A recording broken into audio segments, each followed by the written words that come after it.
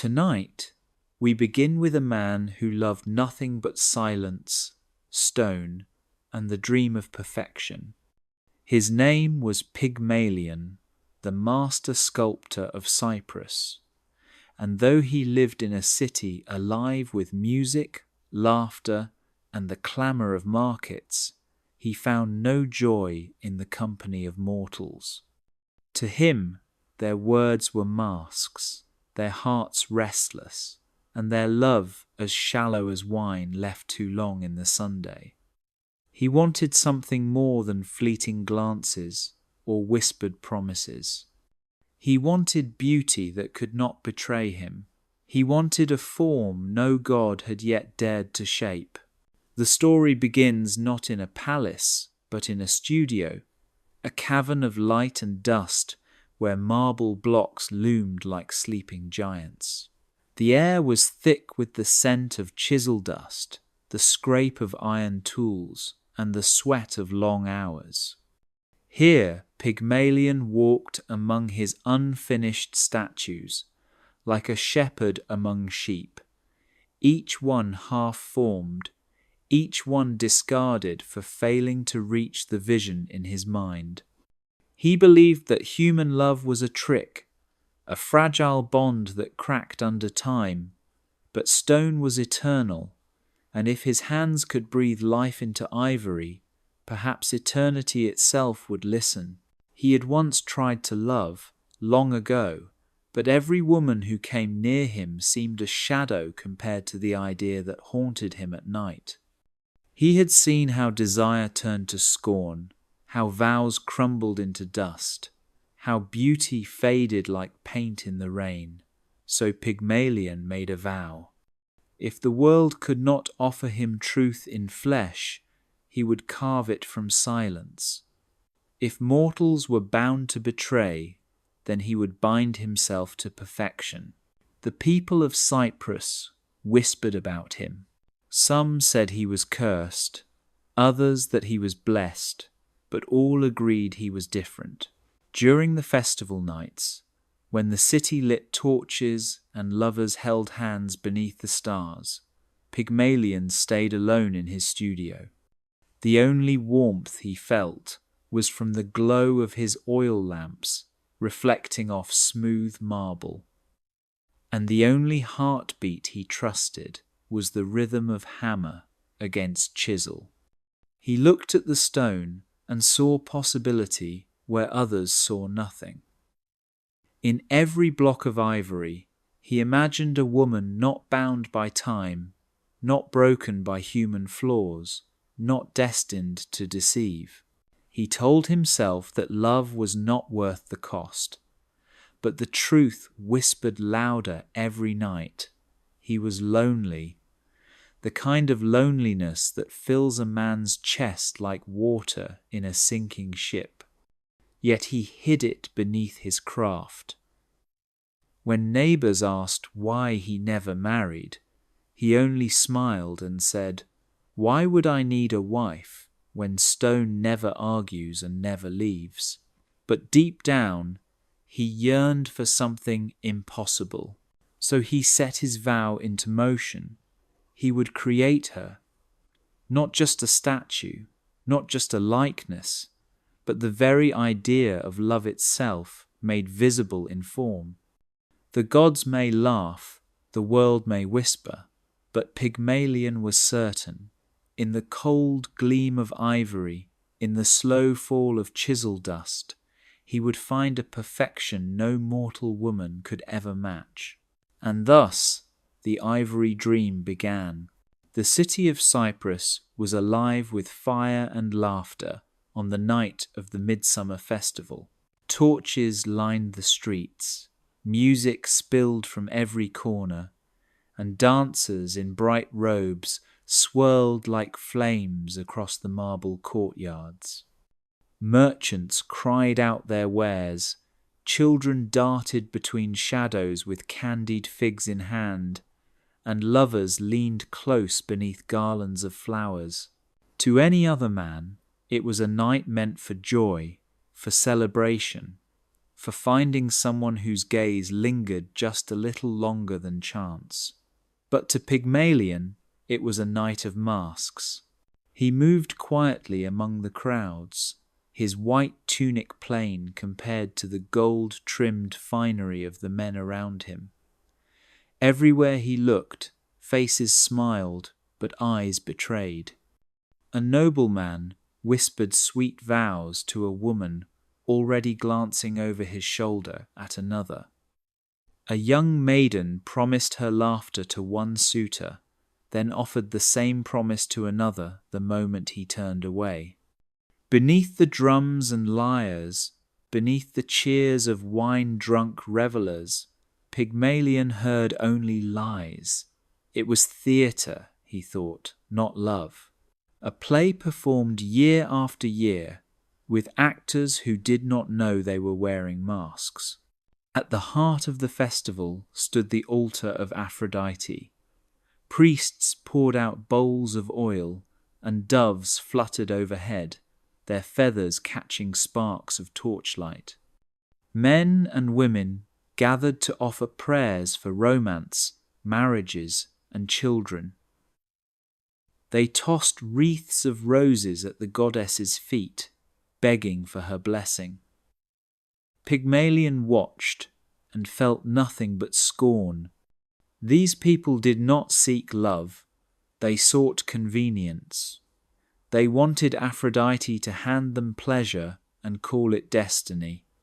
He clenched his jaw and turned away, unwilling to pretend. The night grew louder. Musicians plucked at strings until the sound became a storm of joy. Couples pressed closer, lips meeting in the shadows of columns, hands grasping with urgency. To Pygmalion, it looked less like devotion and more like hunger. He thought of the statues in his workshop, of their still eyes and silent mouths. They did not beg, they did not lie, they simply were. And in that stillness he saw more honesty than in all the festival combined. A girl brushed past him, her perfume sharp and sweet.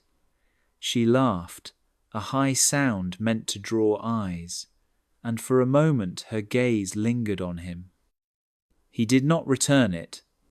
He saw the calculation behind her smile, the search for wealth or status or escape. Pygmalion's heart turned cold. It was then that the vow inside him hardened into iron. He would never play this game. He would never wear these masks. If love meant deception, then he would carve something better. He would take what the crowd mocked and turn it into truth, not in flesh, but in stone. Art, he thought, was purer than hearts that lied. Ivory did not betray, marble did not pretend. Chisel and hammer could shape something flawless, something untainted by desire or deceit. As the festival burned through the night, Pygmalion walked back to his studio, the music fading behind him, his mind alight with a single thought. He would create her, and she would be real, even if no one else believed. In the cool stillness of his workshop, Pygmalion stood before the stone merchants as they rolled in their latest prize. It was no ordinary slab, no simple block of marble rough from the quarry. This was ivory, pale and smooth, a rare gift carried from far across the seas. The traders unwrapped it slowly, as though even their calloused hands feared to touch it. When the covering fell away, the block shone under the lamplight, white as dawn breaking across the horizon. Pygmalion's breath caught in his chest. He had found her. To others it was only a block, lifeless and heavy, but to him it pulsed with possibility. He walked around it once, twice, fingertips hovering just above its cool surface, as if he were tracing the outline of someone unseen. He imagined hair flowing like waves, eyes bright with unspoken truth, lips curved in silence that needed no words. He had dreamed of her face for years, but now, for the first time, the dream had weight, it had shape, and it was waiting to be released. He called it ivory, but in his heart he whispered her name, Galatea. He pulled out his wax tablet and began to sketch. Lines formed quickly, urgent as though they had lived in his hand all along. A neck curved with grace, shoulders strong yet tender, hands not raised in defense but lowered in peace. This was no goddess with cold majesty, no queen draped in jewels. This was a woman no mortal had yet deserved, a presence beyond vanity, beyond betrayal. Each line grew more certain, each shadow deepened until the figure on the wax seemed to lean toward him, alive already in thought, if not in flesh. The city outside roared with its usual noise, the shouts of sellers, the clatter of horses, the laughter of children, but none of it reached him. Here, in the glow of oil lamps and the scent of dust, he was alone with her. He touched the block again, pressing his palm flat against its surface. It was cool, solid, unmoving, and yet he swore he felt a pulse beneath the ivory, faint and hidden like a secret heartbeat. He pulled back, startled, then smiled. Perhaps it was only his imagination, but imagination was enough. Days turned to nights, and nights to days as he laboured over his designs. He drew her in every pose he could think of, standing, kneeling, reaching, smiling, always perfect, always untouched by the flaws of real flesh. His rivals carved statues for coin, patrons demanding likenesses of generals and kings. But Pygmalion carved for something higher. This was not commission, it was creation. The gods themselves would have to witness what his hands could summon from silence. When the sketches filled every surface of his workshop, he finally rested. The ivory stood waiting, still untouched by the chisel, glowing softly in the firelight like it had already begun to breathe. He closed his eyes and whispered once more, Galatea. He knew the work ahead would break his body, but he no longer cared. She was there, hidden within the block, waiting for him to set her free. The first strike of the chisel echoed like thunder inside the workshop, a sharp ring, clean and sure, the kind of sound only a master could summon. From that moment, time seemed to dissolve. Days bled into nights, lamps burned down to stubs, and Pygmalion's hands never faltered. He worked until his body screamed with weariness, but his grip never loosened, his fingers never shook. The hammer struck, the chisel cut, and the ivory sang back to him with every blow. It was not work, it was worship. The form began to take shape slowly, rising from the block like a spirit emerging from mist. First the curve of shoulders, then the sweep of hair, then the faint suggestion of lips. Pygmalion paused often, not from doubt but from awe. He would lean back and stare, hardly believing that his own hands had brought this into being.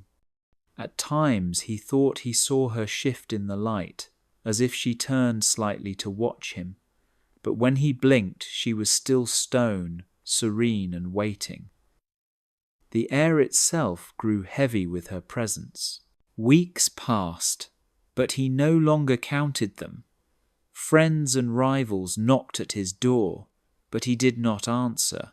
Food piled at his threshold, left by neighbours who pitied the strange man locked away with his statues. He ate little, slept less, and when he dreamed he saw her face carved in firelight, calling him back to his work. It was as if the block demanded its release, and he was only the tool chosen to free it. One night, as the moon poured silver light across the workshop, he whispered a name aloud, Galatea. It came unbidden, a name that carried softness and strength all at once. She who is milk white. The sound of it filled the room, and for the first time Pygmalion felt the weight of what he was doing. He was not merely sculpting beauty. He was shaping a companion, a presence, someone who could hold his gaze without falsehood, someone who could silence the loneliness gnawing at him every night. His hands, though blistered and bloodied, still refused to tremble. Every cut of the chisel was exact, every curve deliberate. He shaped her fingers with patience, each nail smooth as polished seashells. He traced her lips until they looked as though they might part and breathe. He carved strands of hair that spilled across her shoulders in ripples that caught the light like water. The workshop grew quiet as her form neared completion, as though even the wind outside dared not disturb the making of her. When he finally stepped back, sweat streaking his face and dust coating his tunic, he felt a chill run down his spine. She was not finished, not yet, but she was no longer a block of ivory. She was Galatea. He whispered her name again, softly, reverently, and swore he saw her chest rise with the faintest breath. He blinked, and she was still. Yet the silence seemed alive now, filled with the echo of a heartbeat that was not his own. Word of Pygmalion's creation spread through Cyprus, like sparks on dry grass. At first it was whispers, merchants muttering that the sculptor had locked himself away for months with a single block of ivory. Then it became gossip, carried from tavern to marketplace, that he was shaping a statue more lifelike than any seen before. Finally, it became obsession. Patrons with heavy purses knocked at his door, demanding to see what he had hidden. Pygmalion refused them all, but still the hunger grew. The city longed to glimpse the statue spoken of in the same breath as divinity. His rivals were the loudest in their mockery. In the square they laughed at him, calling him a hermit, a madman who mistook stone for flesh. They claimed that even if he finished, his Galatea would be no more than a lifeless doll. Some said he had fallen in love with his own shadow, others that he had lost his wits and would carve forever without end. Yet for all their jeers, envy burned beneath their laughter. They had seen his past works, statues so detailed they seemed to breathe. If Pygmalion claimed to make something perfect, perhaps he would, and that thought unsettled them. One afternoon, a wealthy nobleman arrived with guards and servants, his cloak heavy with gold thread. He offered Pygmalion a fortune to sell the unfinished statue, sight unseen.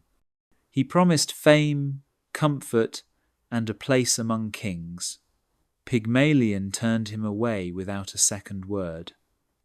The nobleman stormed off in fury, spreading tales that the sculptor was arrogant, blinded by pride.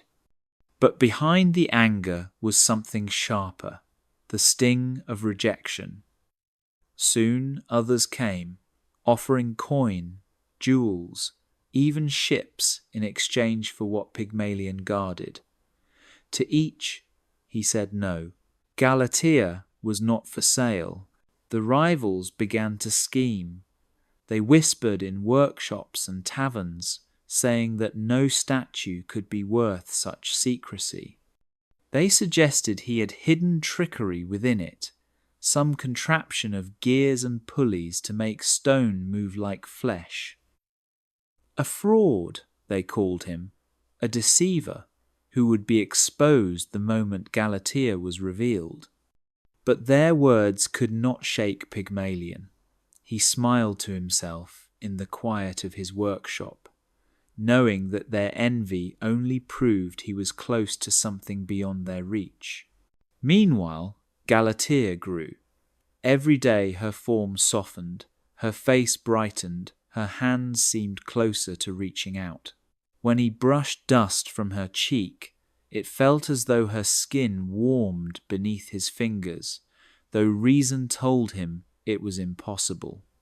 The world outside clamoured, rivals mocked, patrons begged, but inside the workshop only truth mattered.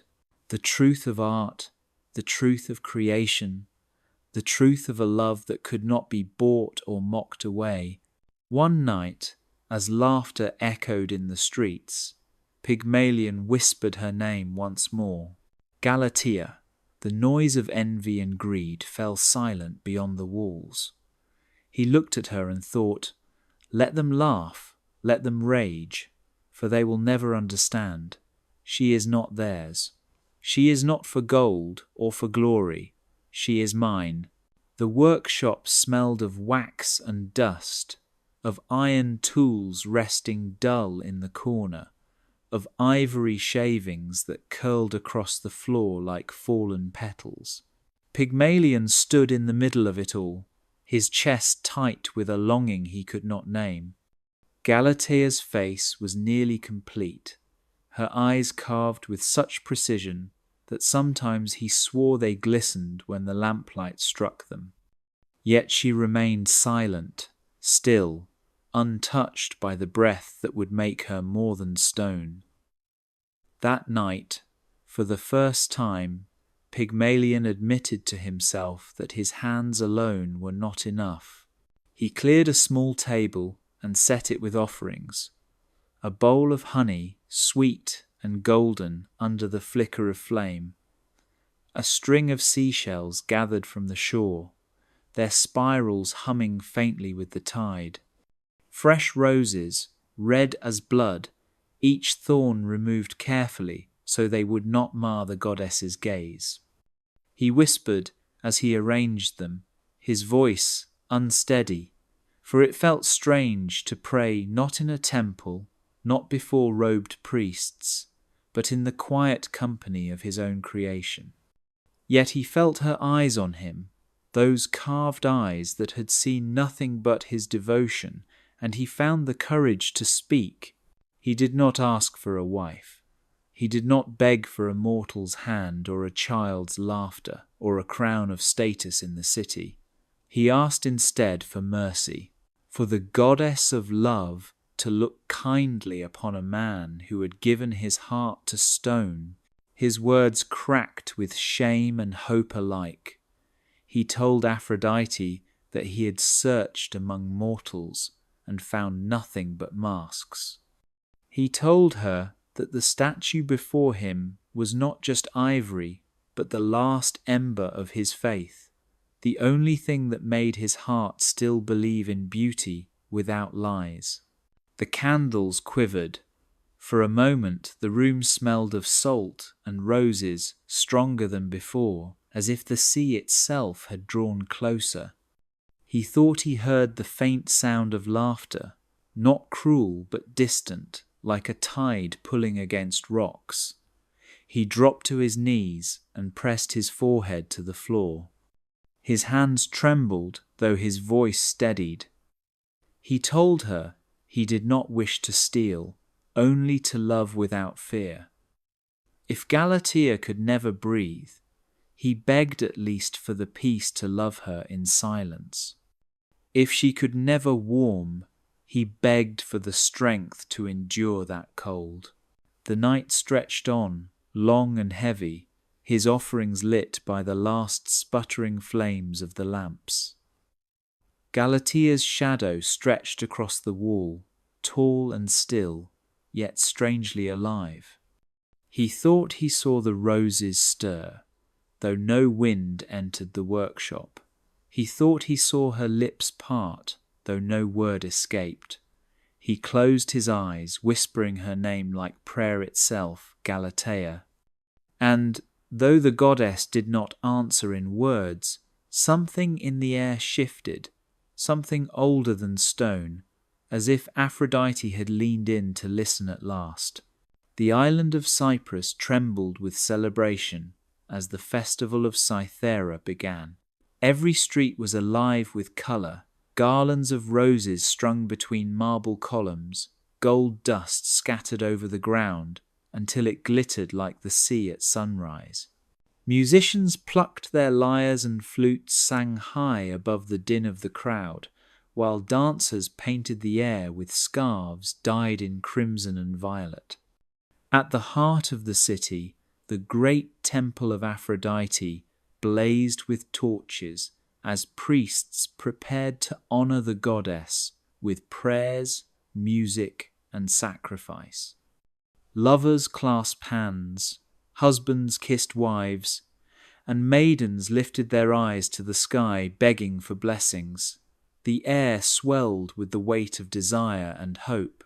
Yet Pygmalion lingered at the edge of the crowd, silent, unseen, his cloak pulled low over his shoulders. He did not join in the singing, nor did he lift wreaths of flowers to toss at the feet of the goddess. He watched the faces of those around him, eyes gleaming with hunger, lips whispering promises they would forget before the next dawn. The masks disgusted him as they always had. This was not devotion, he thought. This was bargaining. They offered incense for lust, coins for status, vows for convenience. And he would not pretend to play that game. When the priests raised their arms and the crowd echoed prayers for passion and fertility, Pygmalion slipped away into the shadows. He found a quiet corner near the edge of the temple grounds, where the torchlight did not reach. There he knelt, not with ceremony, but with raw honesty. He lifted no flowers, burned no incense. He only closed his eyes and let the silence of his own heart rise into words. If not her, then none. His voice was low, almost lost beneath the thunder of drums, but it rang with a truth that shook him. He did not beg the goddess for any other bride, any mortal love, any second chance. He asked only for Galatea, the figure he had shaped with blood and breath, the dream carved from ivory. If Aphrodite could not give him that, then let him remain alone.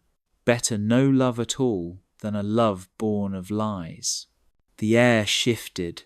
For a moment he felt warmth on his cheek, though no torch burned nearby.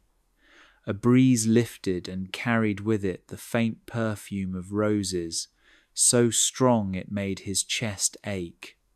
He opened his eyes and thought he saw the statue of Aphrodite at the temple steps tilt her head just slightly, as if acknowledging him. Then the drums roared again, the people cheered, and the moment was gone. Pygmalion rose, his heart steady. The festival would rage through the night, filled with laughter, wine, and vows destined to crumble. But he returned to his workshop, certain of one thing. His prayer had been heard. Whether answered or not, he had spoken truth to the goddess of love herself. And in the quiet of his studio, when his eyes found Galatea's face, he whispered again with all the strength of his soul, if not her, then none. The workshop was dark, except for the glow of a single candle. Its flame bent and swayed in the draught that slipped through cracks in the stone walls. throwing long shadows across Galatea's unfinished form. Pygmalion sat before her, exhausted from the long walk back from the festival of Cythera, but he could not sleep. His prayer still rang in his chest, heavy and raw. If not her, then none. He whispered it again, as if repeating the words would carve them into the air, unbreakable as stone. The candle flickered, and wax spilled down its side, pooling before dripping onto the statue's cheek. For a heartbeat, Pygmalion froze. The wax slid slow and glistening, catching the light like a tear. He stared at it, his breath shallow. It was only wax, he told himself, but in that dim silence it looked too real, a tear rolling from eyes that had never blinked.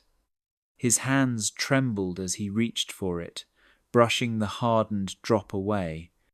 The ivory beneath was cool, but the image seared into his mind. Then came the scent, roses, sharp and sweet, stronger than any bloom he had carried into the studio. It mingled with another note, faint but unmistakable, the salt of the sea. He looked around, searching for the source, but the doors were locked and the windows sealed. No garland of flowers lay near the table. No sea spray could have reached this far inland. Still the fragrance clung to the air, thick as if the goddess herself had breathed into the room. He dropped to his knees before the statue, chest pounding, unsure if he should feel joy or terror. Was this a sign, or a trick of the mind starved of sleep and love? He pressed his forehead against the cool ivory of Galatea's hand. The stone was unyielding, yet something in its silence felt softer than ever before. He whispered her name like a secret, Galatea. For a moment he swore the candle flame stretched taller, as if it too leaned closer to listen. Time became strange in that room. Minutes slipped like water, and Pygmalion did not know if he sat there for hours or only a breath. His eyelids grew heavy, yet he dared not sleep, afraid the signs would vanish with waking. He studied her face, the perfect curve of her lips, the stillness of her eyes. The shadows painted her features with a life they had no right to hold. He could almost believe she might step forward, arms opening, voice warm. The scent of roses deepened, almost overwhelming now. He pulled back, heart hammering, and saw the last drops of wax fall against her chest, shining like new tears. Pygmalion's throat tightened. Whether dream or miracle, he no longer cared. He whispered one final prayer, not to the city, not to the crowd, but to the goddess who had filled his studio with roses and sea. If she had heard him at Cythera, let her hear him now. If stone could weep, then stone could breathe. And if Galatea breathed, he would never be alone again. The night was heavy with silence when Pygmalion sat once more before Galatea. The candle from the evening before had burned low, leaving only a small wick glowing red like the last ember of a dying hearth. Shadows wrapped the workshop in quiet darkness, but even in the dim light her form gleamed, smooth and radiant, as though the ivory itself carried its own light. He had spent countless nights staring at her face, whispering her name, and yet this night felt different. The air pressed close around him, filled with the faint perfume of roses that had not faded since the festival. His hand hovered in the air, trembling in a way his chisel never had. For weeks he had touched her only with tools, through hammer and blade, never skin to stone. To touch her now felt like crossing a line between creation and longing, between artist and lover. Still, the pull was too strong. He reached slowly, his breath shallow, and let his fingers press gently against her hand. The ivory was cool, smooth like river stone left in the shade. His chest tightened, half in sorrow, half in awe. She was beautiful but lifeless, the perfect form without the gift of warmth. He should have pulled away. He should have told himself what reason demanded, that she was only art, only stone, only the dream of a man too lonely to bear the truth of flesh. But his fingers lingered. He did not move them, and in the stillness he thought he felt something shift, not movement, not sound, only the faintest change in the ivory beneath his skin. It seemed to yield, just slightly, as if the hardness of stone softened for an instant. A trick, he told himself. A trick of exhaustion, of longing. Yet his heart leapt all the same. The silence grew heavier. He pressed his hand more firmly against hers, tracing the curve of each carved finger. The statue seemed warmer now, not much, not like a living hand, but warmer than stone had any right to be. He swallowed hard, his throat dry, his mind a war between disbelief and desperate hope. No, he whispered to himself, it is only fantasy. You are a fool, and yet he could not let go. Minutes stretched into eternity, his eyes stung with unshed tears, his lips moving in silent prayers. He thought of the offerings laid at Aphrodite's feet, of the wax tears that had streaked Galatea's cheek, of the rose perfume that lingered when no roses were near. Were all of these nothing? Were they only madness twisting his senses? Or were they signs that the goddess had listened, that the statue before him was no longer entirely stone? At last he pulled his hand away, shaking, the cool air rushing back against his palm as if to mock him. Galatea stood still, her carved lips serene, her eyes fixed in silence. He laughed softly, brokenly, the sound too thin to fill the room. Reason told him it was fantasy, but his heart clung to the moment. For in that touch, brief and impossible, he had felt something more than ivory. He had felt the promise of breath. The night was so still that even the air seemed afraid to move. Pygmalion had fallen into restless half-sleep at his workbench, his head bowed near the sketches of Galatea, when a faint shimmer caught his eye. The bronze mirror in the corner, one he had left untouched for weeks, rippled as if stirred by unseen water. He sat up sharply, heart racing, for there was no breeze in the sealed workshop.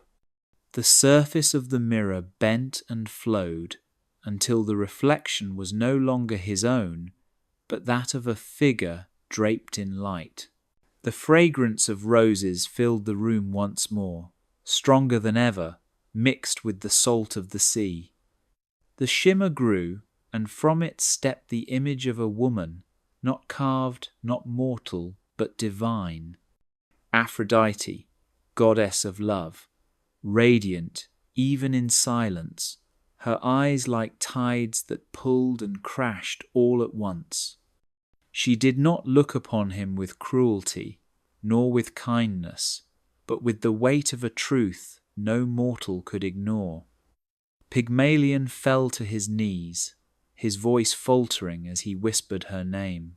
The goddess studied him, and then let her gaze fall to Galatea. For a long moment she said nothing, only let her hand hover above the statue's cheek, though she never touched it. When she spoke, the words trembled the very air. Love is a risk. Pygmalion lifted his head, breath caught in his throat. He wanted to speak, to beg, but her voice continued, unbroken. You ask for life where there is none, for warmth where there is only ivory.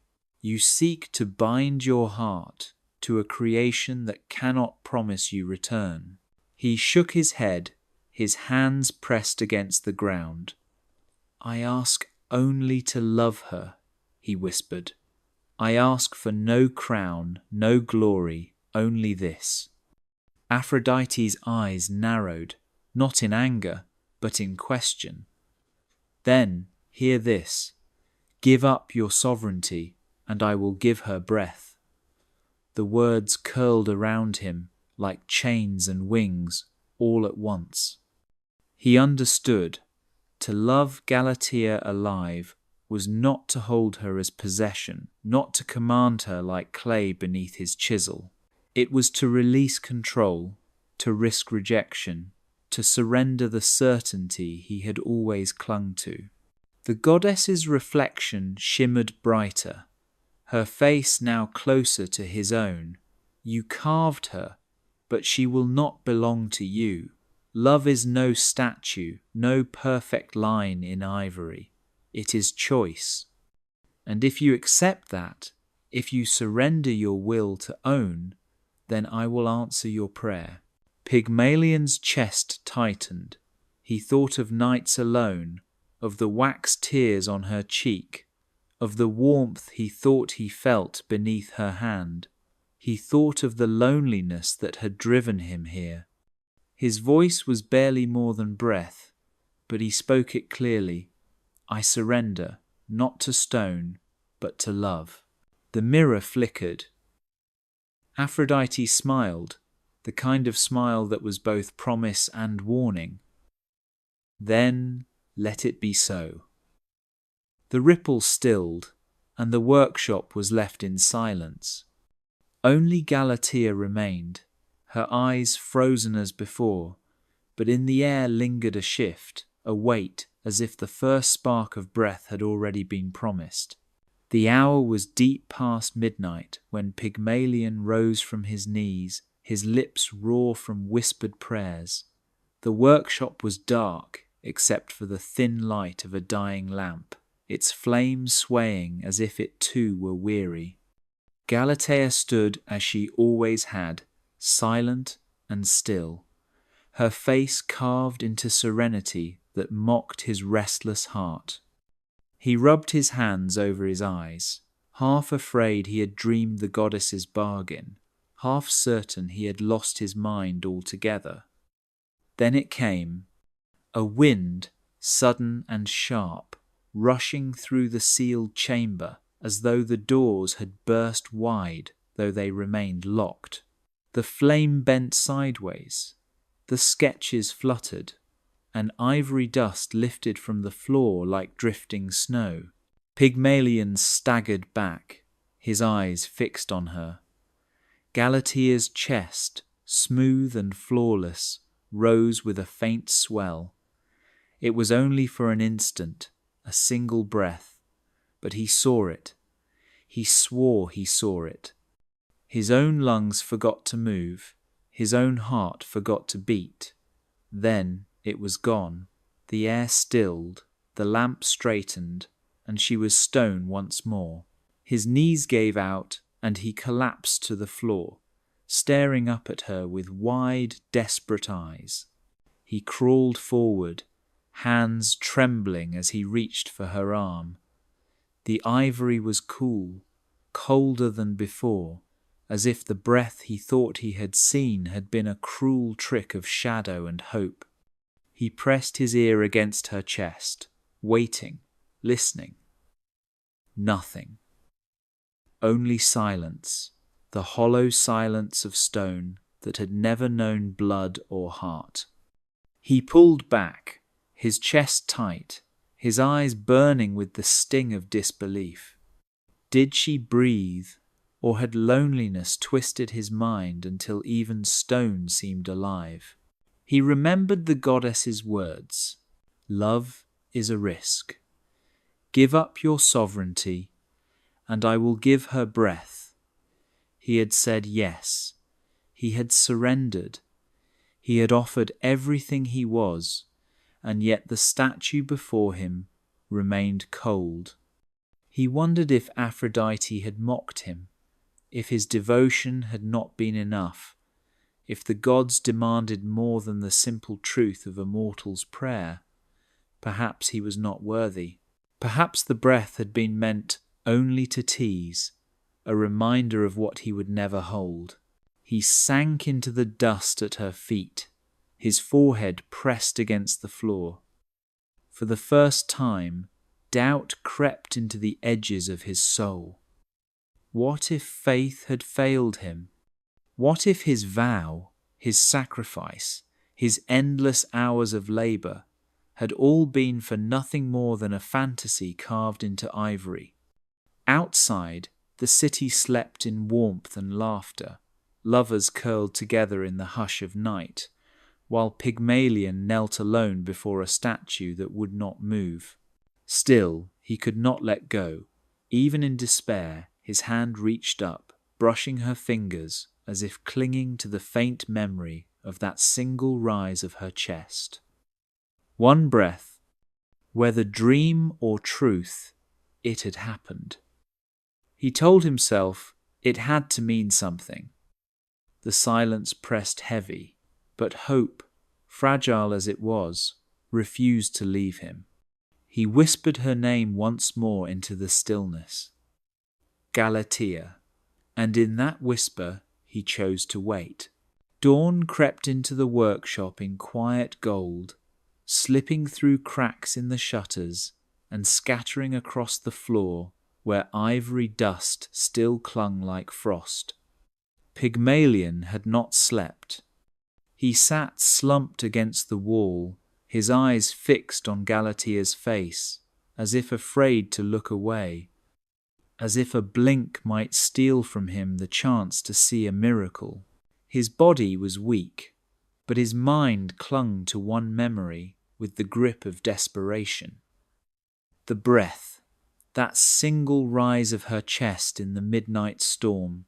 He whispered it to himself again and again, convincing his heart that he had not imagined it, that somewhere inside the cold stone life was stirring. The light grew brighter, brushing her cheek with warmth, and then, as though the sun itself willed it, he saw it, a finger, one delicate finger of ivory, flexed ever so slightly, the smallest shift, but enough to freeze his lungs. He scrambled forward on his knees, not daring to breathe. The statue's hand stilled again, but he had seen it. He pressed his own palm against hers, trembling, begging silently for it to happen again. Her lashes moved. At first, he thought it was dust falling from the night's labour, but no, they trembled, faintly, like wings trying to remember how to open. His heart thundered so loudly it drowned the quiet of the morning. He whispered her name, his lips shaking, Galatea. The sound filled the air, and for a moment the whole world seemed to pause with him. Slowly, so slowly, her head turned toward the light, spilling in from the window. The sound of the movement was faint, like stone sighing, like marble remembering it had once been softer. Her neck tilted, her face catching the sun as if she had sought it for centuries and only now could see it. Her lips parted, not to speak, but to draw in the faintest breath. Her chest rose once more, this time unmistakable.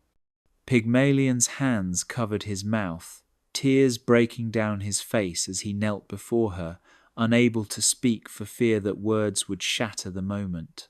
Her eyes, still closed, trembled as though battling between shadow and light. The lashes quivered, and then at last they lifted. What stared back at him was not stone, not ivory, not the empty gaze of a statue, but eyes that shimmered with something new and fragile. They moved, darting toward him, then toward the window, drinking in the world like a child opening its eyes for the first time. Pygmalion collapsed forward, pressing his forehead to her hand, which was no longer cold but faintly warm, a warmth that pulsed like the glow of fire hidden beneath skin. He wept openly, whispering thank you to the goddess, to the dawn, to Galatea herself. She did not speak, she could not yet, but the movement was enough. The statue was gone. In her place stood something impossible, something divine. For the first time, Galatea lived. Her first steps were not graceful. Galatea shifted as though her body remembered the weight of stone, each movement heavy, uncertain, fragile like clay before the fire has hardened it. Pygmalion did not breathe as he watched her step down from the pedestal where she had stood for what felt like eternity. The sound of her bare feet touching the floor was soft, almost inaudible, yet to him it thundered louder than any festival drum. She staggered, her knees buckling slightly, and he rushed forward, arms outstretched but trembling, afraid that if he touched her too soon she might vanish back into ivory. Her eyes wandered across the room, wide and filled with light.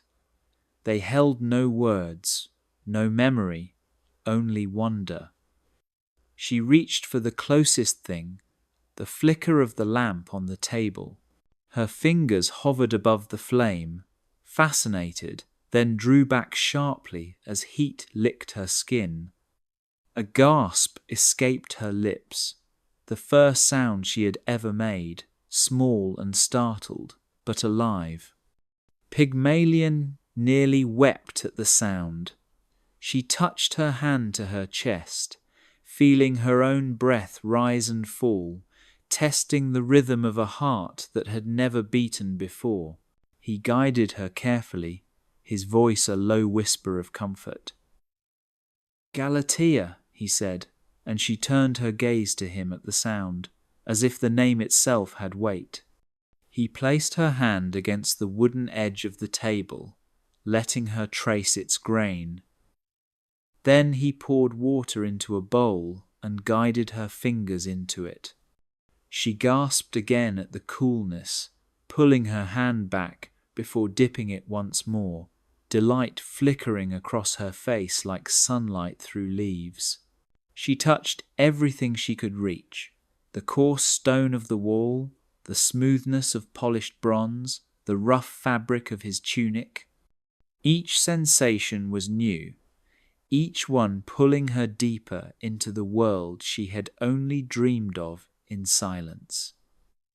Finally, her hand rose to his face.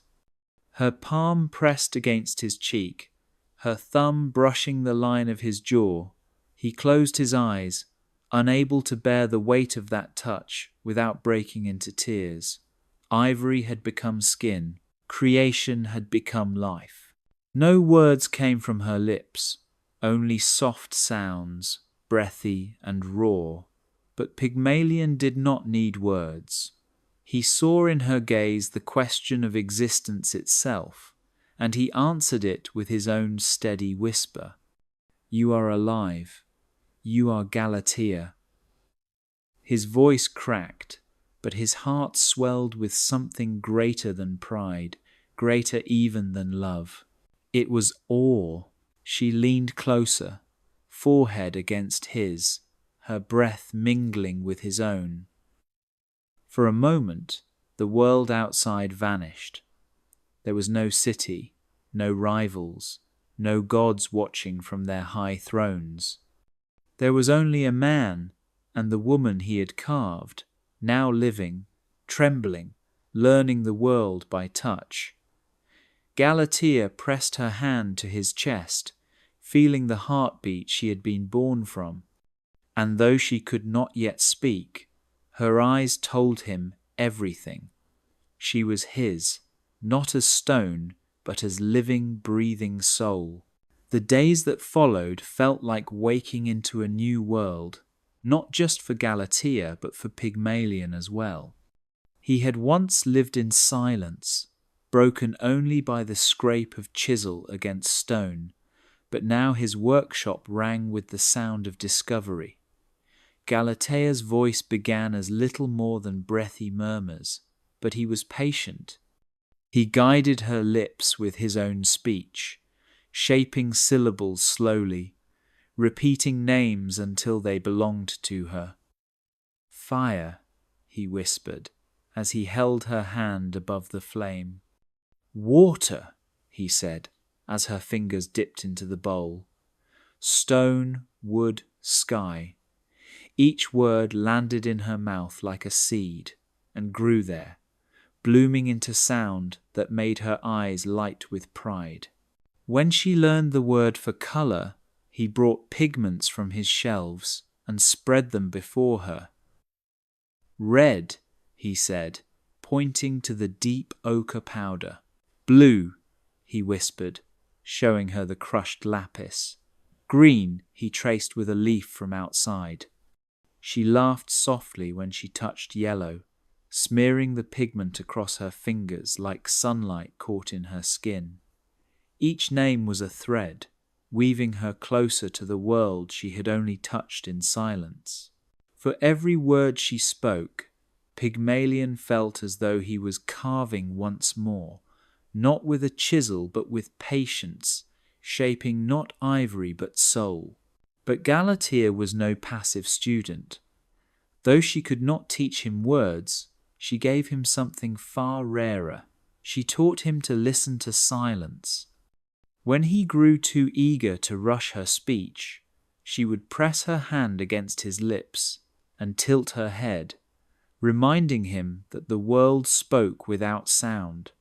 She led him outside one evening, barefoot in the courtyard, and stood still beneath the sky.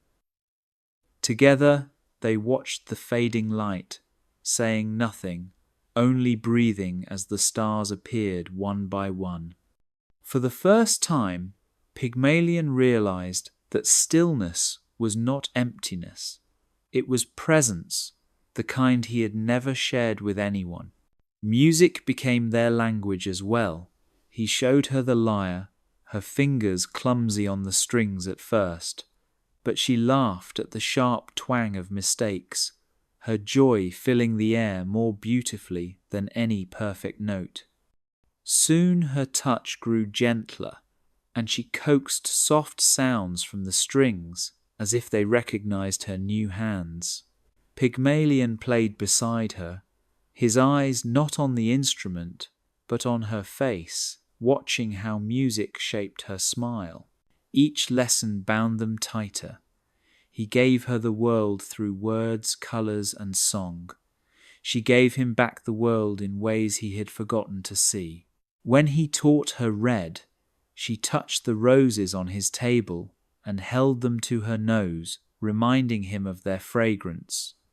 When he taught her the word for sea, she pressed her ear to a shell and pulled him close to hear the hidden waves inside. And when he taught her his own name, she whispered it softly, Pygmalion, with such reverence it silenced even his restless heart. In her presence he discovered what his chisel could never shape. Not perfection, not possession, but the living rhythm of being seen. It began as a whisper that clung to the edges of the market. A sculptor had carved a woman so perfect that the gods themselves took notice. Some claimed they had seen her walking by his side in the early mornings, her bare feet leaving no sound on the stones. Others swore they had heard laughter rise from a workshop that had always been silent as a tomb. In Cyprus, where gossip moved faster than wind through sails, the tale spread until even fishermen on the shore repeated it between throws of their nets. Soon the curious came. At first, they lingered outside the studio, peering through cracks in the shutters, hoping for a glimpse of the statue-turned-woman. Children pressed their ears against the door, squealing when they swore they heard footsteps within. Neighbours whispered of lamps that burned late into the night, of a shadow that moved with grace too fluid for ivory. Some said it was a miracle, a sign that Aphrodite herself had blessed the island. Others muttered darker thoughts. The priests were the loudest. In temples of polished marble, they debated beneath the statues of gods who had never moved. One group declared it divine favour. The goddess had chosen Pygmalion, they argued, lifting his devotion as proof that love's purity could awaken stone. If this was true, then Cyprus had been honoured, and Galatea was no danger but a holy gift. But another group frowned and shook their heads. Dangerous hubris, they warned. To create life was to trespass upon the realm of gods. What if the woman was not a blessing but a curse? What if this miracle was a theft of power, and the gods would punish the island for one man's pride? The argument spilled into the streets. Merchants whispered as they weighed their coins. Sailors carried the story to foreign harbours. Some villagers left offerings of figs and flowers outside the sculptor's home, believing Galatea was a sign of divine love reborn. Others spat as they passed, muttering that man should never rival gods, and that no woman made of ivory could bring anything but ruin. Inside the workshop, Pygmalion shielded Galatea from the noise, but he could not shield himself from its weight. He saw the way people gathered at the gates, the way faces stared with wonder and suspicion in equal measure. He heard the temple bells ring longer than usual, signalling debates that might one day demand judgment. Yet when he looked at Galatea, when he saw her fingers tracing the grain of wood or her lips parting to whisper his name, he knew that none of it mattered. She was alive. No rumour, no priest, no fear could strip that truth from him. But Cyprus had always been an island of gods and men, tangled together in uneasy threads, and the story of Pygmalion and his ivory bride was no longer just theirs to hold in secret. It had become something larger, something that would not stay hidden. The crowd was waiting. The gods, perhaps, were watching. And whispers, once born, have a way of growing louder until silence can no longer contain them. The first time Galatea felt hunger, she clutched her stomach with a startled look, as though her own body had betrayed her. Pygmalion rushed to bring bread and fruit, his hands trembling as he guided hers to taste.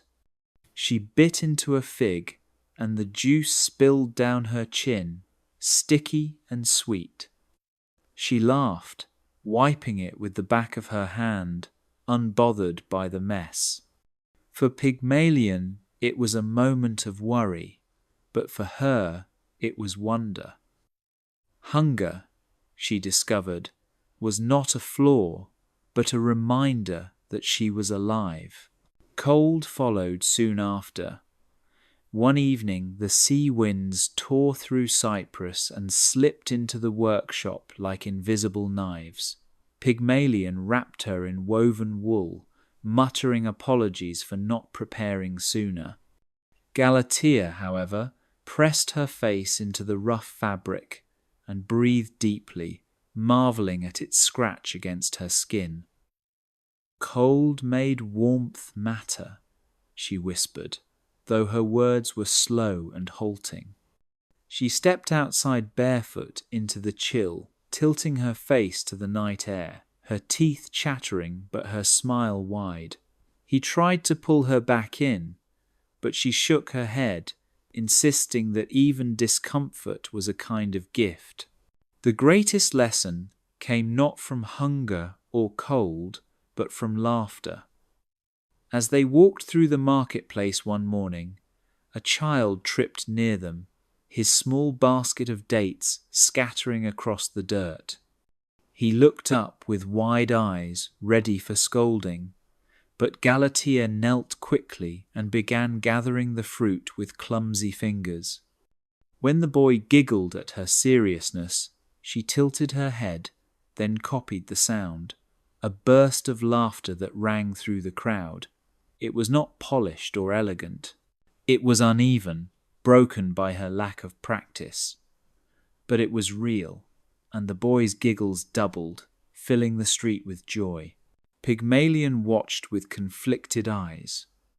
He had sculpted Galatea to be flawless, her form unmarred, her face serene, every curve carved with divine symmetry. But Galatea was not the statue anymore. She smudged dirt on her gown when she helped a vendor lift a basket. She stained her fingers with crushed berries she tried to eat too quickly. She stumbled when she laughed too hard, and she loved it. The perfection he had once worshipped meant little to her compared to the rough, unpolished moments that proved she was no longer ivory. At night, she would rest her head against his chest and whisper the names she had learned, imperfect but full of life. She preferred the uneven songs of fishermen over the rehearsed hymns of priests. She preferred the warmth of crowded markets over the marble stillness of temples. And though Pygmalion feared what the world thought of her, Galatea did not. She wanted not to be a miracle, but a person, one who could hunger, shiver, laugh, and stumble without shame. In her imperfection, she found freedom, and in her freedom, Pygmalion began to see the truth he had never carved into stone. Perfection was not the price of life. Imperfection was its proof. The streets of Cyprus did not stay quiet for long. What began as whispers of wonder soon sharpened into jealousy.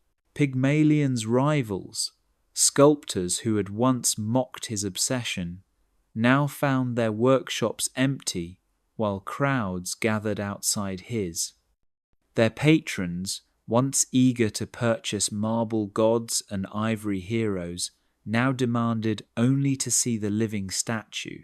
Coins shifted, fame tilted, and bitterness took root in men who could not accept that one of their own had surpassed them with something greater than craft. One evening, in the smoky back room of a wine shop, they gathered. Their voices were hushed, but their words were sharp. No mortal hand could carve life, one sneered, slamming his cup against the table. It must be trickery. Another leaned forward, whispering of gears and hidden springs, claiming Pygmalion had studied the secrets of engineers and disguised his creation with flesh-like paint. A third, older and more cautious, muttered that perhaps the gods themselves had favoured him, but the others scoffed. If it was divine, why Pygmalion? Why the recluse who had once sworn off women and festivals? No, it had to be fraud. Their plan was simple and cruel. They would expose him. They would demand before the priests and before the people that Galatea prove herself not as miracle but as machine. They would search her, they said, for hinges hidden at the joints, for hollow sounds within her chest, for the ticking heart of some clockwork trick. If they found nothing, they would at least sow doubt. And doubt, they knew, was poison enough to ruin a man. The rumour spread quickly. By the week's end, the marketplace was thick with speculation.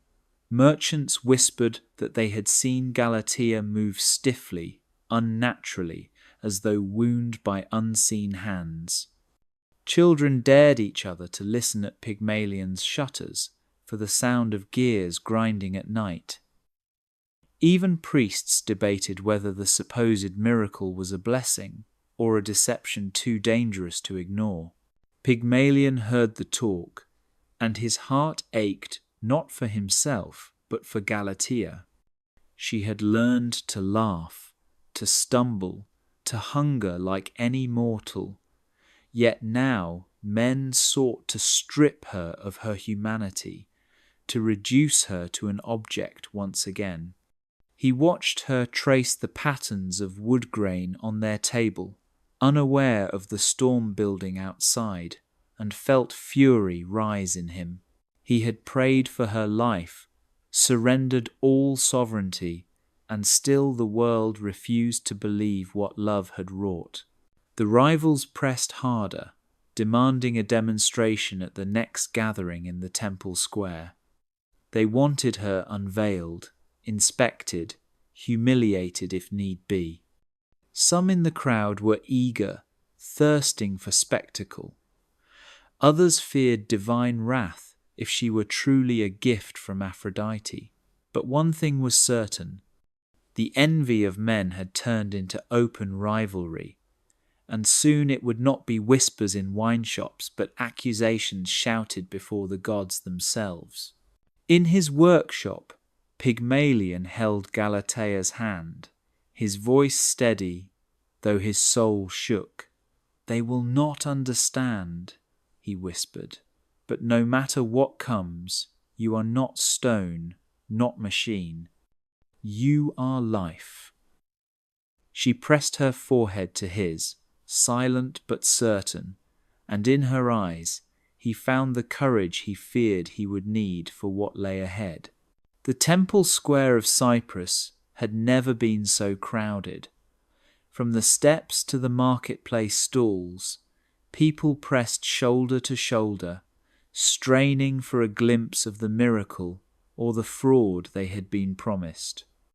The priests stood in a semicircle, their white robes bright beneath the sun, and behind them the jealous sculptors smirked, their tools gleaming as if they were preparing for battle. At the centre stood Galatea, her hair catching the morning light, her eyes wide with both wonder and unease. Pygmalion stood beside her, jaw tight, his hand clenched around hers, as though letting go would mean losing her forever. The eldest priest raised his staff for silence, though the crowd murmured long after. Then he spoke, his voice booming against the stone walls. "Pygmalion of Cyprus, you are accused of deception. They say your statue walks not by divine gift, but by trickery. Today, truth will decide."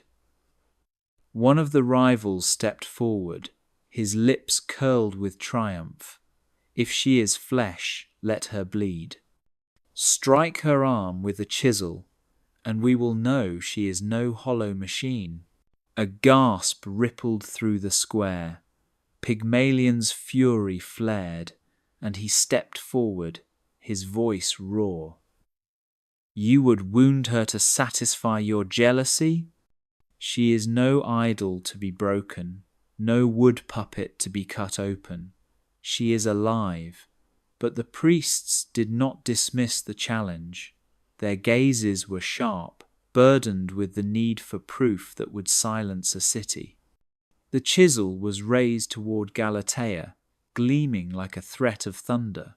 Galatea looked from the blade to Pygmalion, then to the crowd. For the first time since her awakening, she faced the weight of their doubt, and something ancient stirred within her, something deeper than the ivory she had once been. She lifted her hand slowly and shook her head. "No."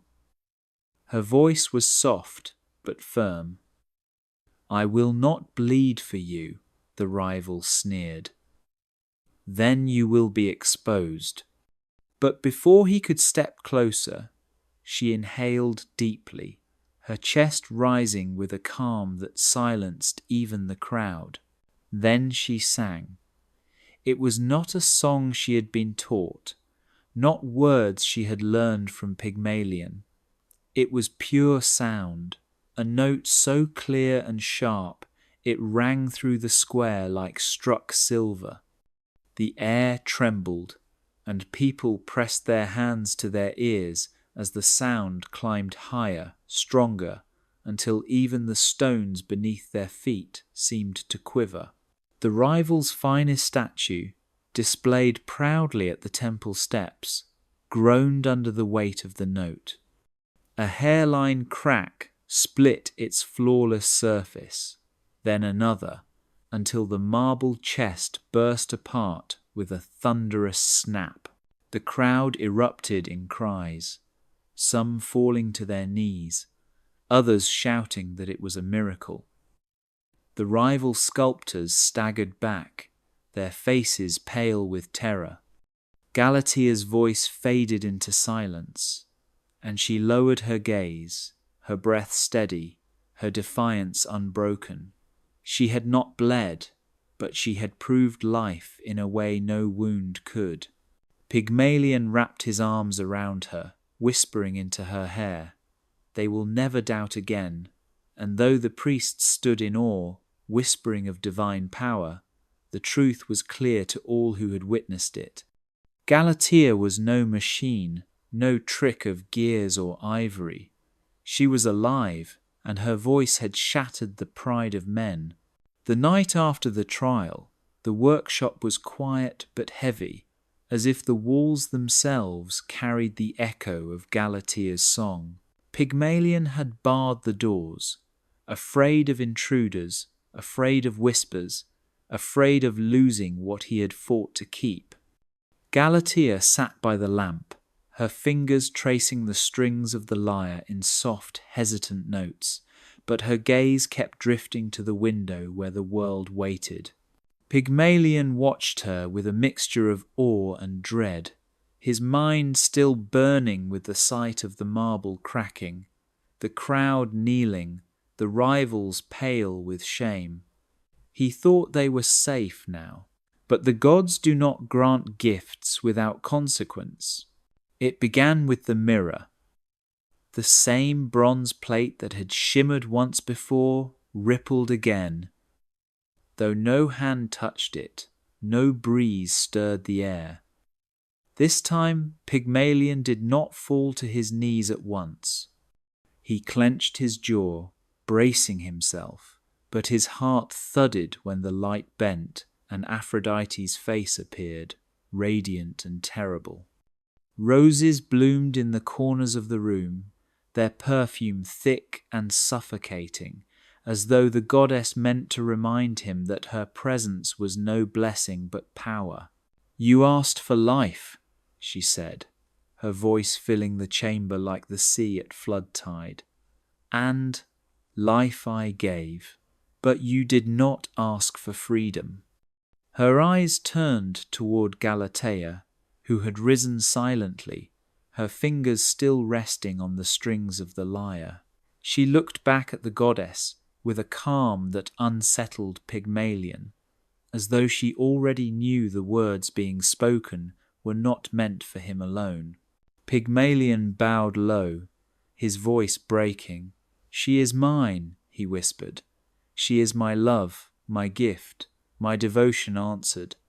Aphrodite's smile was slow, almost pitying. "Love bound by fear is no love at all. If you hold her too tightly, if you cage what I have freed, then flesh will remember stone." The words dropped into the room like falling hammers, and Pygmalion's throat closed as though the goddess had wrapped her hand around it. He looked at Galatea, who now stood straight and tall, her eyes on the goddess rather than him. He realized in that moment that he had been keeping her close not just to protect her, but to keep her, to hide her from eyes that might take her, to guard her from voices that might claim her, to shield her from a world he could not control. But Aphrodite's warning made his heart quake. If love was rooted in fear, then what he clung to might undo everything. Galatea's lips parted, but no sound came. Still, her eyes spoke with quiet fire. She did not want to be worshipped like a statue or hidden like a secret. She wanted to be alive, free as the breath that had filled her chest. Aphrodite's image flickered, her voice softer now, like the undertow of a wave. Remember this, Pygmalion. You begged for life, but life cannot be moulded like ivory. Let her choose, or you will lose her. The mirror stilled, the roses withered, and the room was left in silence so deep it pressed against his ears. Pygmalion turned back to Galatea, fear clawing at his heart.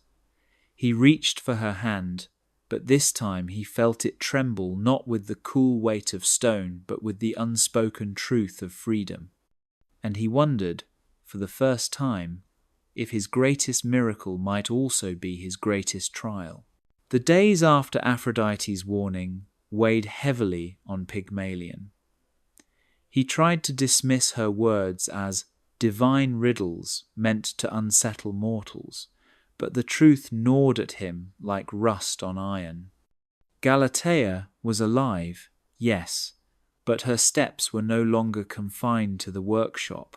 She wandered to the windows, stared at the streets, listened to the hum of the city beyond their walls. Pygmalion feared the world would mock her, or worse, take her from him. So he tried to build her days as carefully as he had carved her form. Each morning he laid out bowls of fruit, bread, and water, teaching her the patterns of ritual. He guided her to the lyre, to colours and pigments, to the slow rhythm of art and silence. He spoke of patience, of stillness, of beauty, found within walls, hoping she would find in them what he had always found. For a time, she smiled and obeyed, repeating his lessons with the soft diligence of a student. But her eyes often drifted toward the open door, lingering when the sounds of merchants shouted prices or when children's laughter carried from the square. One afternoon she asked to walk with him into the city. He hesitated, but her gaze was insistent, so he agreed, though his hand clutched hers tightly as if she might vanish into the crowd. The streets overwhelmed her with noise, colour, and movement. She reached out to touch baskets of figs, to trail her fingers along rough wool, to watch fishermen argue over the weight of a catch. She stopped to listen to the clang of blacksmiths' hammers and clapped when sparks flew into the air. To her, chaos was not frightening. It was alive. Pygmalion pulled her back again and again, reminding her of the safety of home, of the lessons they could continue, of the peace she had with him. But Galatea shook her head, her words halting but clear. Peace is not life. She slipped from his grasp to kneel beside a beggar woman, pressing a fig into her hand and smiling when the woman blessed her. Pygmalion's chest tightened with anger he did not understand. He had given Galatea life. He had prayed, carved, bled, and begged. And now she chose noise, strangers, and mess over the sanctuary he had built. That night, in the quiet of the workshop, their voices clashed. He told her the city was dangerous, unworthy of her purity. She answered that she was not purity but flesh, not stone but soul. He argued that he had shaped her. He knew best how to protect her. She replied with silence, turning her gaze to the window once more, her breath steady but her eyes burning with freedom. Pygmalion felt the weight of the goddess's warning return. He had made her, yes, but he could not make her live as he wished. Galatea was no statue to be placed where he decided, no ivory figure to remain still. She had chosen the chaos of the city, the imperfection of people, the noise of life, and though it tore at him, he knew her choice was not his to take away. The morning broke with gulls crying above the harbour, and the smell of salt pushing deep into the streets. Galatea slipped from the workshop quietly, her bare feet quick across the cobblestones before Pygmalion stirred. The city was alive with its usual clamour, merchants shouting prices, children darting between stalls, the clang of scales measuring fish fresh from the nets. She wandered through it all with wide eyes, tracing the edges of baskets, running her hand across ropes, stopping to watch the sea foam curl against the shore. The tide pulled at her heart, steady and endless, as though some hidden memory from her ivory veins was calling her closer. By the water, she found a fisherwoman bent over a torn net, muttering curses at the stubborn twine. Without hesitation, Galatea knelt beside her, mimicking the woman's hands, threading rope through holes, fumbling at first but learning quickly. The fisherwoman raised an eyebrow at her strange beauty, but when Galatea smiled, the suspicion melted. They worked side by side, the net growing whole again beneath their fingers. The woman showed her how to twist knots tight, how to tug the cords so they held firm, and Galatea repeated each motion with growing confidence. When the net was finished, the fisherwoman laughed and pressed a mackerel into her hands in thanks. Galatea held it carefully, marvelling at the slick silver scales, the way they shimmered like the marble dust that once clung to her skin. She watched the sea, waves rolling in and out, and felt something stir inside her chest. The tide had rhythm, a pulse like breath, and she realized with a quiet ache that the sea chose nothing and everything at once. It gave fish to some, storms to others, calm to those who waited long enough. It was alive in a way she had only begun to understand. She spent hours there, learning from the fisherwoman, laughing when ropes slipped, cheering when the nets caught the wind just right. She felt hunger gnaw and answered it with roasted bread from a nearby stall. She felt cold as the spray of the sea dampened her dress, but instead of fear she embraced the shiver as proof she belonged to the world around her.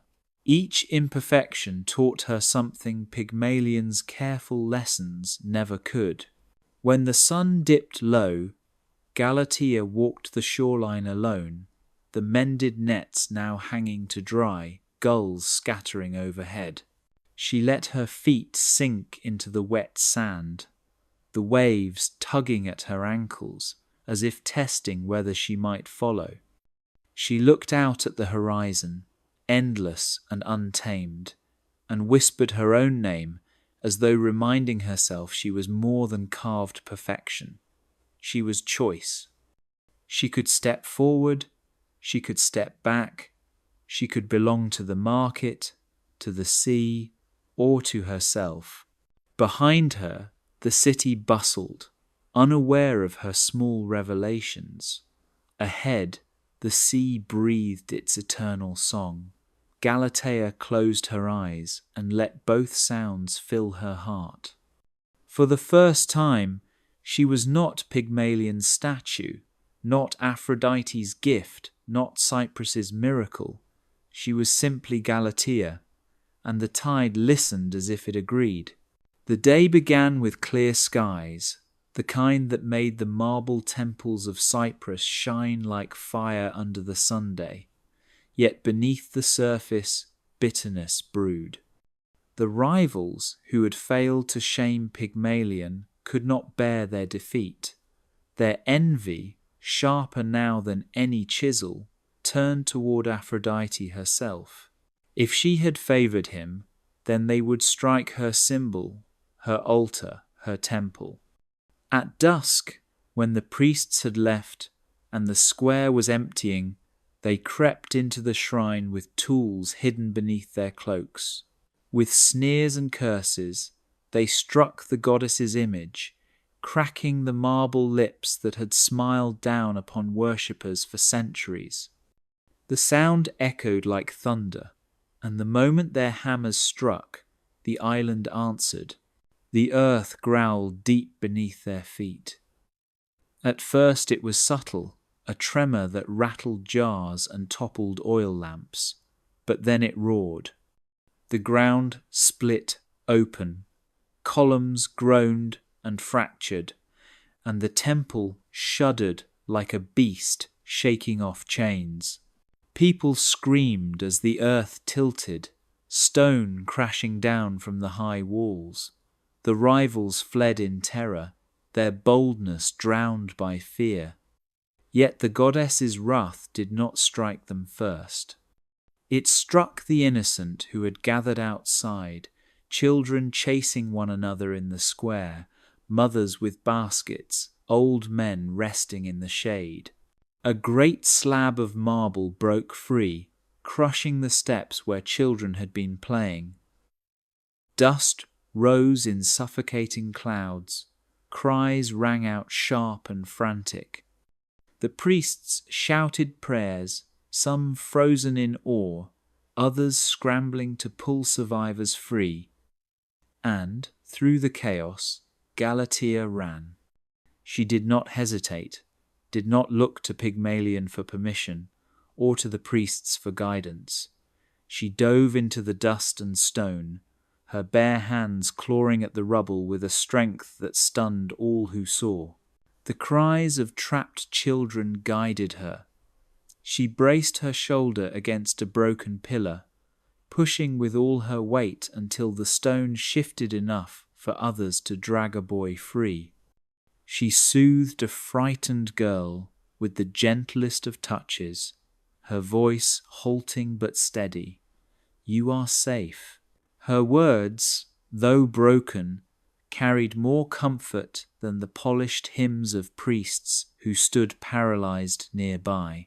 Pygmalion joined her, blood on his arms from torn stone, but it was Galatea who led, her eyes blazing with a determination that no one could deny. She crawled into narrow gaps where grown men could not fit, emerging with children clutched to her chest. She wrapped shawls around scraped knees, brushed dust from small faces, and returned again and again until no cry remained unanswered.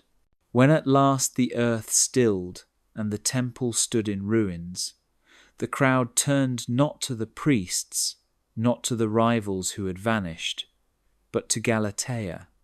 She stood in the settling dust, hair tangled, skin bruised, holding a child's hand in each of hers. In her presence there was no question of clockwork or fraud. She was life, she was love, and in that moment even the priests whispered that Aphrodite herself must have chosen her. The island had shuddered in wrath, but Galatea had steadied it with her courage. The temple still lay in ruins, its columns broken, its altar shattered, the scent of dust and roses mingling strangely in the night air.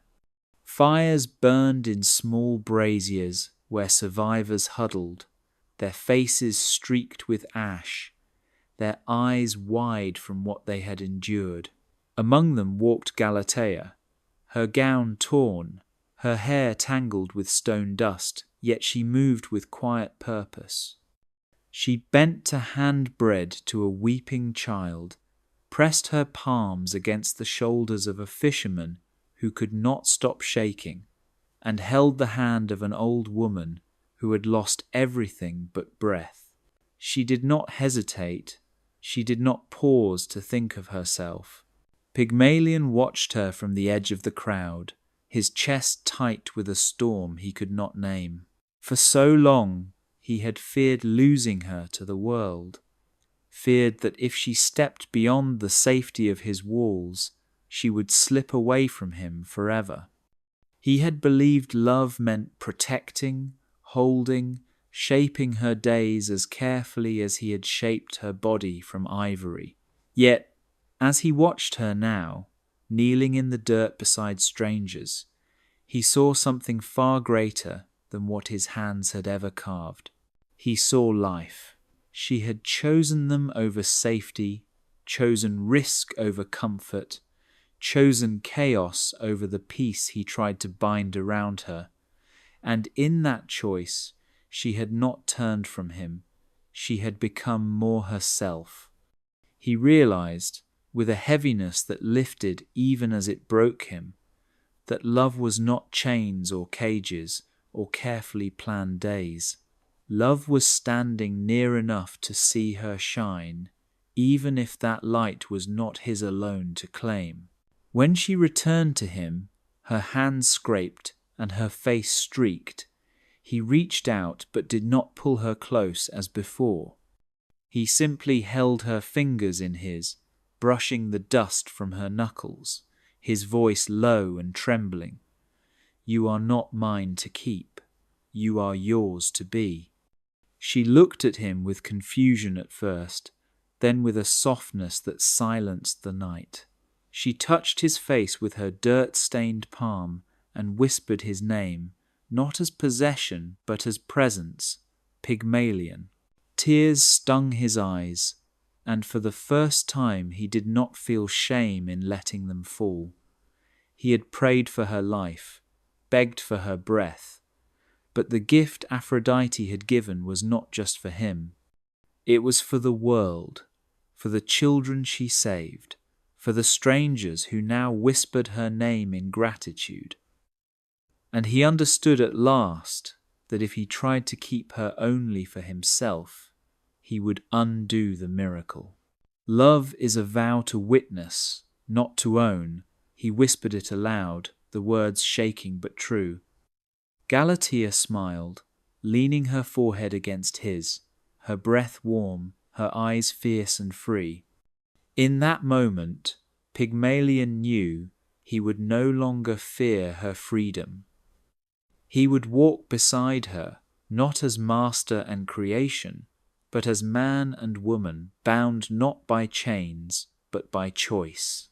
The ruins of the temple still smelled of smoke when Pygmalion returned alone. The night sky stretched wide above him, the stars cold and sharp, yet his steps were steady.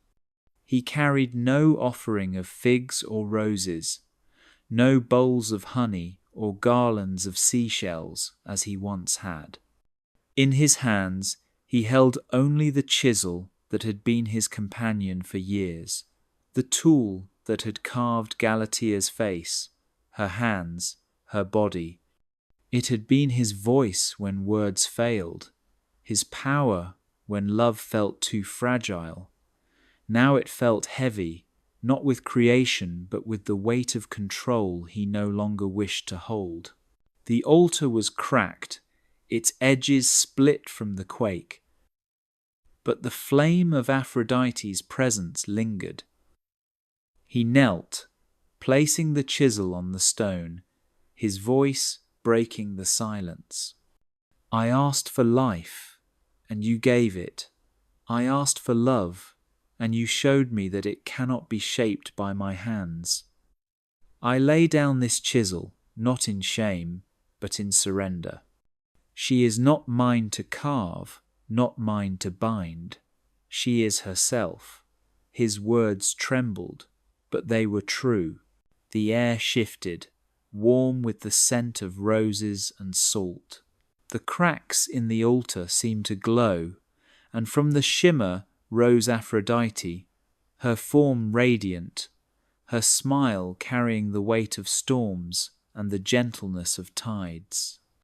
She looked down at him, then at the chisel, and laughed softly, not with mockery, but with approval. "At last you understand," she said.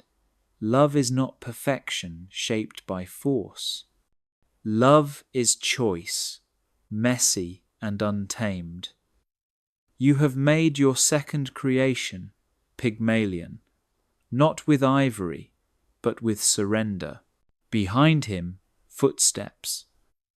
Galatea entered the ruined temple, her face lit by torchlight, her gown still smudged with dust from the rescue.